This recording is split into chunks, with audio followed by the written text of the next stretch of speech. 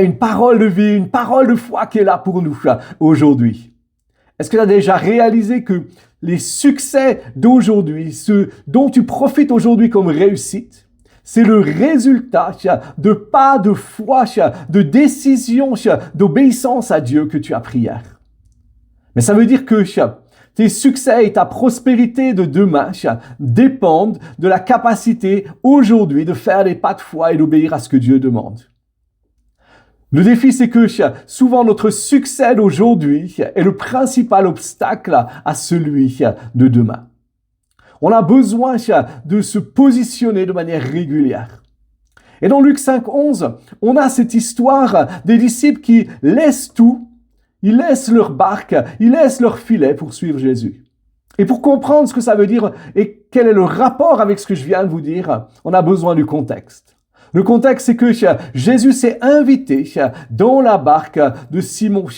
Et il a enseigné, après avoir enseigné, il a dit à Simon, avance-toi en eau profonde, jette les filets.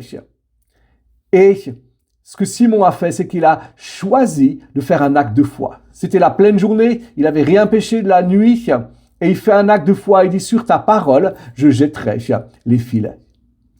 Et il s'ensuit une pêche miraculeuse. Les bateaux débordent de poissons, les 2 bateaux qui sont là débordent de poissons.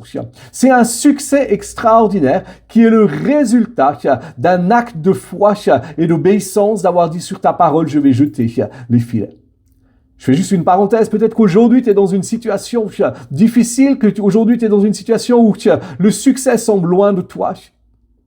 Peut-être que c'est le moment de pouvoir dire, Seigneur, quelle est ta parole ?